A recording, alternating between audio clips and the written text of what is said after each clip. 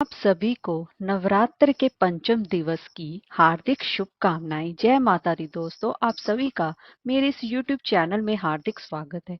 आज के दिन शारदीय नवरात्र के पंचम दिन मां स्कंद माता की पूजा अर्चना की जाती है और मां स्कंद माता अपने भक्तों की सभी मनोकामनाएं पूर्ण करती हैं। अगर आपको संतान संबंधी कोई भी समस्या आ रही है तो आज के दिन आपको मां स्कंद माता की विशेष रूप से पूजा अर्चना करनी चाहिए और माँ अपने भक्तों की सभी मनोकामना अवश्य पूरी करती है। आज के दिन माँ स्कंद माता के प्रति उनकी पूजा अर्चना और उनके निमित्त व्रत रखा जाता है और इसी के साथ साथ दुर्गा सप्तशती के पाठ का अध्याय भी किया जाता है। दोस्तों, आज के मैं आपको इस वीडियो में दुर्गा सप्तशती के 7वां और 8वें अध्याय के पाठ का श्रवण करवा रही हूँ। तो चलिए वीडियो शुरू करते हैं। दोस्तों, अगर आपको हमारी वीडियो अच्छी लगी हो तो लाइक और शेयर करें और चैनल को सब्सक्राइब करना ना भूलें और कमेंट बॉक्स में जय माता दी अवश्य लिखिए। तो चलिए वीडियो शुरू करते हैं। दोस्तों, अब तक के 6 अध्याय मेरे चैनल पर अपलोड है, आप वहां पर जाकर श्रवण कर सकते हैं। अब सबसे पहले पाठ शुरू करने पहले 7वां अध्याय शुरू करने से पहले सबसे पहले हम माता का ध्यान करते हैं। उसके बाद हम पाठ श्रवण करते हैं।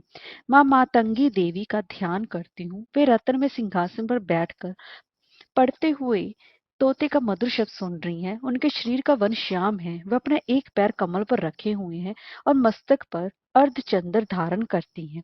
उनके अंग में कसी हुई चोली शोभा पा रही है। वे लाल रंग की साड़ी पहने हाथ में शंख में पात्र लिए हुए हैं। उनके वदन पर मधु का हल्का हल्का प्रभाव जान पड़ता है और ललाट में बिंदी शोभा पा रही है। ऋषि कहते हैं, तदनंतर शुंभ की आज्ञा पाकर वे चंड मुंड आदि दैत्य अपनी सेना को साथ लेकर अस्त्र शस्त्रों से सुसज्जित होकर चल दिए।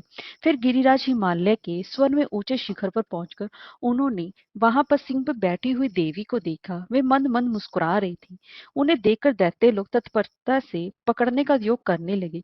किसी ने धनुष तान लिया और किसी ने तलवार संभाली और कुछ लोग देवी के पास आकर खड़े हो गए।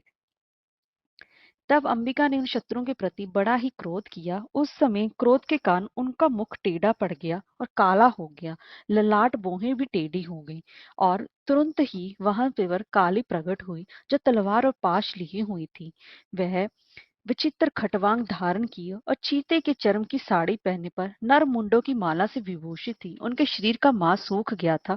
केवल हड्डियों का ही ढांचा बचा था जिससे कि वह भयंकर जान पड़ती थी। उनका मुख बहुत ही ज्यादा विशाल था और जीभ भी लपलपाने के कारण और भी डरावनी प्रतीत हो रही थी। उनकी आंखें भीतर को धसी हुई और कुछ लाल थी और बड़े बड़े दैत्यों का वध करती हुए कालिका देवी बड़े वेग से ही दैत्यों की सेना पर टूट पड़ी, उन सबको भक्षण करने लगी। और वह अंकुशधारी महावतों, योद्धाओं और घंटा सहित कितने हाथियों को एक ही हाथ से पकड़कर मुंह में डाल लेती थी और किसी के बाल पकड़ लेती, किसी का गला दबा देती और किसी को पैरों से कुचल डालती और किसी की छाती के धक्के से गिराकर मार डालती थी। वे असुरों के छोड़े हुए बड़े बड़े अस्त्र शस्त्र मुंह से पकड़ लेती और रोष में भरकर उनको दांतों से पीस डालती थी। माँ काली ने बलवान में दुरात्मा दैत्यों की तरह सारी सेना रौंद डाली, खा डाली और कितनों को ही वह मार भगाया और कितनों के ही तलवार के घाट देवी ने असुरों की सारी सेना को क्षण भर में ही मार गिराया। यह देख चंड उन अत्यंत ही भयानक काली देवी की ओर दौड़ा और मुंड ने भी भयंकर बाणों की वर्षा कर दी। वह नेको चक्कर देवी के मुख में समाते हुए ऐसे जान पड़े मानो सूर्य के बतेरे मंडल बादलों के उदर में ही प्रवेश कर रहे हो। तब भयंकर गर्जना करने वाली काली ने अत्यंत ही रोष में भरकर विकट अट्टहास किया और देवी ने बहुत बड़ी तलवार हाथ में लेके हम का उच्चारण करके चंड पर धावा किया और उसके केश पकड़कर उसी तलवार से ही उसका मस्तक काट डाला। चंड को मारा गया देखकर मुंड भी अब देवी की ओर दौड़ा। तब देवी ने रोष में भरकर उसे भी तलवार से घायल करके उसको धरती पर सुला दिया। चंड और मुंड को मारा गया देखकर बाकी बची हुई सेना व्याकुल हो गई और चारों ओर भाग गई। तब काली ने चंड और मुंड का मस्तक हाथ में लेकर चंडिका देवी के पास जाकर प्रचंड अट्टहास करते कहा, देवी, मैंने चंड और मुंड नाम के इन दो माँ पशुओं को तुम्हें भेंट किया है। अब युद्ध में तुम शुंभ और निशुंभ का वध स्वयं ही करना। ऋषि कहते हैं, वहां लाए हुए उन चंड मुंड नामक महादैत्यों को देखकर चंडी ने काली से मधुर वाणी में कहा, देवी, तुम चंड और मुंड को लेकर मेरे पास आई हो, इसीलिए संसार में चामुंडा नाम से तुम्हारी ख्याति होगी। जय माता दी। दोस्तों, अब मैं 8वां अध्याय श्रवण करवा रही हूँ। उससे पहले हम ध्यान करते हैं। मैं अणिमा आदि सिद्धि में किरणों से उनके शरीर का रंग लाल है, नेत्रों में करुणा लहरा रही है तथा हाथों में पाश, अंकुश, बाण और धनुष शोभा पा रहे हैं। ऋषि कहते हैं, चंड और मुंड के मारे जाने पर दैत्यों के प्रतापी राजा शुंभ के मन में बड़ा क्रोध आया और उसने दैत्यों के संपूर्ण सेना को युद्ध के करने के लिए आज्ञा दी। वह बोला, कंबू नाम वाले दैत्यों से गिरे हुए यात्रा करें। 50 कोट वीरे कुल के और 100 धौमर कुल के असुर सेनापति मेरी आज्ञा से सेना सहित कूच करे। भयानक शासन करने वाला असुरराज शुंभ इस प्रकार आज्ञा दे सहस्त्रों बड़ी बड़ी सेनाओं के साथ युद्ध के लिए प्रस्थित हुआ। राजन, तदंतर देवी के सिंह ने भी बड़े जोर से दहाड़ना आरंभ कर दिया। फिर अंबिका ने घंटे के शब्द के उस ध्वनि को और भी बढ़ा दिया। धनुष की टंकार, सिंह की दहाड़ और घंटे की ध्वनि से संपूर्ण दिशाएं गूंज उठी। उस तुमुल नाद को सुनकर दैत्यों की सेनाओं ने चारों ओर से आकर चंडिका देवी, सिंह तथा काली देवी को विक्रोध पूर्वक घेर लिया। राजन, इसी बीच में असुरों के विनाश तथा देवताओं के अभ्युदय के लिए ब्रह्मा, शिव, कार्तिकेय, विष्णु तथा इंद्र आदि देवों की शक्तियां भी अत्यंत ही पराक्रम और बल से संपन्न थी। उनके शरीरों से निकलकर वह उन्हीं के रूप में चंडिका देवी के पास गई। फिर जिस देवता का जैसा रूप, जैसी वेशभूषा और जैसा वाहन है, ठीक वैसे ही उसकी शक्ति असुरों से युद्ध करने के लिए आई। सबसे पहले हंस युक्त विमान पर बैठी हुई और कमंडलों से सुशोभित ब्रह्मा जी की शक्ति उपस्थित हुई, जिसे कि हम ब्राह्मणी कहते हैं। महादेवी की शक्ति वृषभ पर आरूढ़, हाथों में श्रेष्ठ त्रिशूल धारण किए हुए, महानाका कंकन पहने, मस्तक में चंद्र से विभूषित हो वहां पहुंची।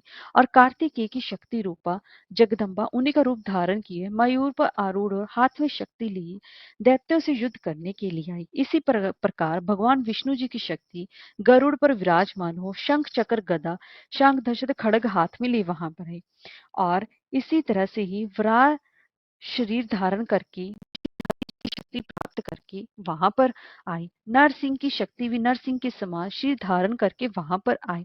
इस प्रकार इंद्र की शक्ति वज्र हाथ में लिए गजराज एरावत हाथी पर चढ़कर आई। तदनंतर उन देव शक्तियों से घिरे महादेव जी ने चंडिका से कहा, मेरी प्रसन्नता के लिए तुम शीघ्र ही असुरों का संहार करो। तब देवी के शरीर से ही उग्र चंडिका शक्ति प्रकट हुई, जो सैकड़ों गीदड़ियों की भांति आवाज करने वाली थी। उस अपराजिता देवी ने धूमल जटा वाले महादेव जी से कहा, हे भगवान, आप शुंभ निशुंभ के पास दूत बनकर जाइए और अत्यंत ही गर्वीले दानव शुंभ और निशुंभ दोनों से कहिए और वहां पर जितने भी लोग उपस्थित हों उनसे भी कह दीजिए, दैत्यो, यदि तुम जीवित रहना चाहते हो तब पाताल को लौट जाओ। इंद्र को त्रिलोकी का राज्य मिल जाए और देवता यज्ञ भाग का उपभोग करें। यदि बल के घमंड में आकर तुम युद्ध की अभिलाषा रखते हो तो आओ, मेरी ये शिवाएं योगिनियां तुम्हारे कच्चे मांस से ये तृप्त हों। भगवान शिव को देवी ने दूत के कार्य में नियुक्त किया था, इसलिए वह शिव दूती के नाम से भी संसार में विख्यात हुई। महादेव शिव के मुंह से देवी के वचन सुन क्रोध में भर गए, तो पर जहां पर माँ कात्यायनी विराजमान थी उस और बढ़े। वहां पर देवी के ऊपर बाण शक्ति दृष्टि लिए थे, अस्त्रों की वृष्टि करने लगे। तब देवी ने खेल खेल में धनुषों की टंकार से उसके छोड़े बड़े बड़े बाणों द्वारा दैत्य के चलाए बाण, शूल, शक्ति और फरसों को भी काट डाला। फिर काली उनके आगे होकर शत्रुओं के शूल से प्रहार करते हुए खटवांग से उनका कुचुम्बन निकालती हुई रणभूमि में विचरने लगी। महेश्वरी ने त्रिशूल से और वैष्णवी ने चक्कर से अत्यंत ही क्रोध में भरी हुई कुमार कार्तिकेय की शक्ति ने शक्ति से ही दैत्यों का सहार आरंभ किया। वाराही शक्ति ने कितनों को ही अपने थुथुन की मार से नष्ट कर दिया। नारसिंगी भी दूसरे दूसरे महादैत्यों को अपने नखों से वधीन करके खाती और सिंहनाद से दिशाओं में आकाश को गुंजाती हुई युद्ध क्षेत्र में विचरने लगी। इस प्रकार क्रोध में हुए मात्र गणों को नाना प्रकार के उपायों से बड़े बड़े असुरों का मर्दन करते देख दैत्य सैनिक भाग खड़े हुए। मातृगणों से पीड़ित दैत्यों को युग से भागते देख रक्त बीज नाम का एक महादैत्य भी युद्ध करने के लिए आया। उसके शरीर से जब रक्त की बूंद पृथ्वी पर गिरती तब उसी के समान शक्तिशाली एक दूसरा महादैत्य पृथ्वी पर पैदा हो जाता। महासुर रक्त बीज हाथ में गदा लेकर इंद्र शक्ति के साथ युद्ध करने लगा। और वज्र से घायल होने पर उसके शरीर से बहुत सा रक्त चूने लगा और उसी के समान महापराक्रमशाली योद्धा उत्पन्न होने लगे। उसके शरीर से रक्त की जितनी बूंदें गिरती उतने ही पुरुष उत्पन्न हो गए। वे भी सब रक्त बीज के समान वीरवान, बलवान तथा पराक्रमी थे। वे रक्त से उत्पन्न वाले पुरुष भी अत्यंत ही भयंकर अस्त्र शस्त्रों का प्रहार करते हुए वहां पर घोर युद्ध करने लगे। वैष्णवी ने युद्ध में रक्त बीज पर चक्कर का प्रहार किया तो इंद्री ने उसे दैत्य सेनापति गदा से चोट भी पहुंचाई। वैष्णवी के चक्कर से घायल होने पर उसके शरीर से जो रक्त बहा उसी के बराबर कार वाले सैकड़ों हजारों महादैत्य प्रकट हो गए। कुमारी ने शक्ति से, वराही ने खड़ग से और महेश ने त्रिशूल से महादैत्य रक्त बीज को घायल कर दिया। शक्ति और शूल की आदि से अनेक बार घायल होने पर भी उसकी जो धारा पृथ्वी पर गिरती वह सैकड़ों असुर उत्पन्न हो जाते। इससे देवताओं को बड़ा ही भय हुआ। वो देवताओं को दास चंडिका ने काली से शीघ्रता पूर्वक, चामुंडे तुम अपना मुख और भी फैलाओ तथा अपने शस्त्रपात से गिरने वाले रक्त बिंदुओं और उनसे उत्पन्न होने वाले महादैत्य को तुम अपने सुतावले मुख से तुरंत ही खा जाओ। इस प्रकार रक्त से उत्पन्न होने वाले महादैत्यों का भक्षण करती हुई तुम रण में विचरती रहो। ऐसा करने से उस दैत्य का सारा रक्त क्षीण हो जाने पर वह स्वयं भी नष्ट हो जाएगा। उन भयंकर दैत्यों को जब तुम खा जाओगी तो दूसरे दैत्य नहीं उत्पन्न हो सकेंगे। काली से यूं कहकर चंडिका देवी ने शूल से रक्त बीज को मारा। तब काली ने अपने मुख में उसका रक्त पी लिया। तब उसने वहां पर चंडिका पर गदा से प्रहार किया, किंतु उस गदा पात ने देवी को तनिक भी वेदना नहीं पहुंचाई।